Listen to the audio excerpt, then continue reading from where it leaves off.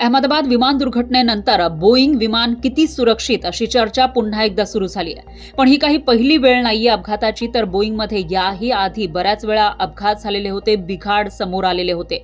आपण बोईंगच्या सुरक्षेचा इतिहास बघितला तर मागील 10-11 वर्षांमध्ये अपघातांची, बिघाडांची मालिका आपल्याला पाहायला मिळते. 2013 पासून ते 2024 पर्यंतचे जे आकडे आपल्याकडे आहेत त्याच्यामध्ये 2013 साली जानेवारी महिन्यात अनेक विमानांमध्ये लिथियम आयन विद्युत संचांमध्ये बिघाडाच्या अनेक घटना समोर आल्या होत्या. 7 जानेवारी 2013ला बॉस्टनच्या धावपट्टीवर जपान एअरलाइन्सचं विमान उभं असताना एका संचाला आग लागली. त्याच्या 2 दिवसानंतर 9 जानेवारी 2013ला युनायटेड एअरलाइन्सच्या एका विमानामध्ये अशा स्वरूपाचा बिघाड झाला. त्यानंतर 16 जानेवारी 2013ला निप्पॉन एअरलाइन्सच्या विमानात विद्युत विभागातून धूर येऊ लागला, त्यामुळे विमान तातडीनं जवळच्या विमानतळावर उतरवलं. यानंतर जपान एअरलाइन्स आणि निप्पॉन एअरलाइन्सनं त्यांच्याकडील बोईंग 787 विमानांची उड्डाणं स्थगित केली. त्यापाठोपाठ अमेरिकेच्या फेडरल एव्हिएशन ॲडमिनिस्ट्रेशननं सुद्धा चौकशीचे आदेश दिले आणि सर्वच बोईंग 787 विमानांची उड्डाणं स्थगित केली.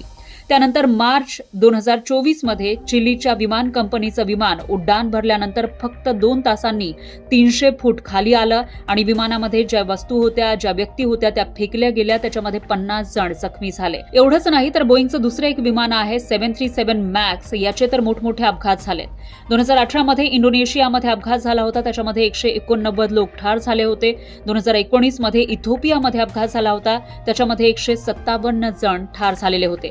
आणि या प्रकरणांमध्ये बोईंग विरोधात मॅक्स 737 असेल किंवा 787 असेल या विरोधात खटलेही चाललेले होते, ज्याच्यामध्ये बोईंगनं सुरक्षेशी संबंधित बाबींमध्ये तडजोड केल्याचा दावा करण्यात आला होता, ठपका त्यांच्यावर ठेवण्यात आला होता. पण अलीकडच्या काळामध्ये ट्रम्प प्रशासनानं बोईंग कंपनीसोबत तडजोड केली आहे आणि मॅक्सच्या प्रकरणामध्ये विशेषतः कोणताही खटला चालणार नाही असा हमी दिलेली आहे. त्यामुळे एक प्रकारे ट्रम्प प्रशासनानं बोईंग कंपनीला अभय दिल्याचं बोललं जातंय. आणि आता भारतामध्ये हा सगळ्यात मोठा अपघात झाला आहे, त्याच्यामुळे DGCA खडबडून जागा झाला आहे आणि DGCAनं बोईंग 787 या विमानांची तातडीनं सुरक्षा तपासणी करण्याचे आदेश दिलेत.